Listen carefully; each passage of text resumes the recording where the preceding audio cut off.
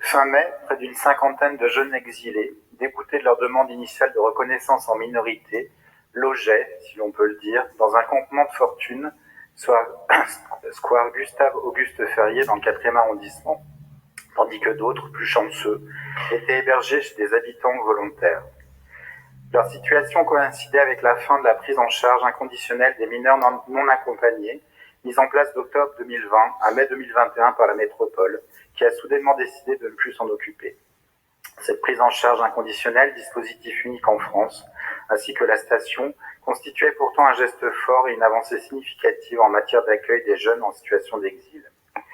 C'est grâce à la mobilisation de l'AMI, accompagnement mineurs isolés étrangers, du collectif Soutien Migrants Croix-Rousse, de multiples associations et d'habitants, que nous saluons et remercions, que les jeunes du Square Ferrier n'ont pas été laissés à l'abandon sans assistance. Et c'est par l'apport de nourriture, de tentes et de vêtements qu'ont contribué ces associations au bien-être de ces jeunes. Et bien sûr à la ville de Lyon, elle a facilité l'accès aux toilettes et à l'eau.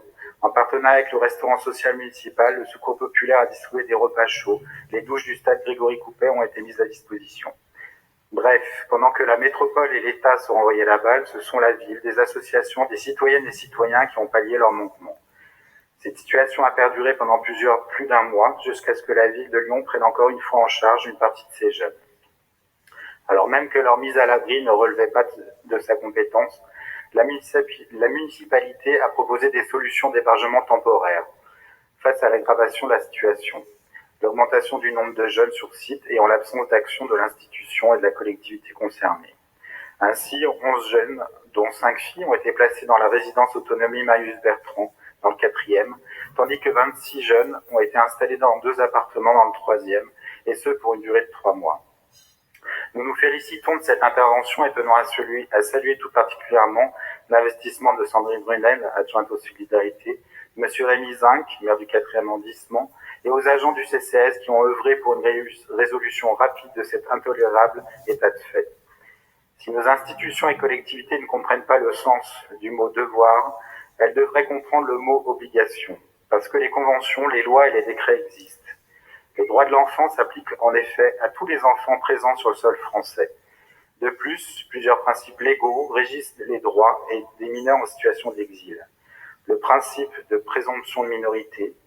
L'évaluation doit se dérouler pendant au moins 5 jours, délai pouvant être allongé le temps de recevoir les papiers nécessaires du pays d'origine.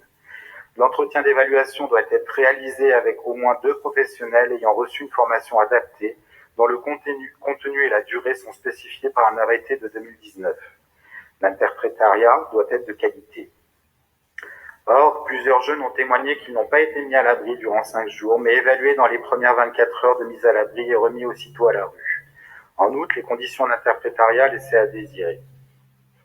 Par ailleurs, nous nous étonnons d'observer sur la métropole la baisse continue de la proportion des enfants reconnus mineurs en première évaluation.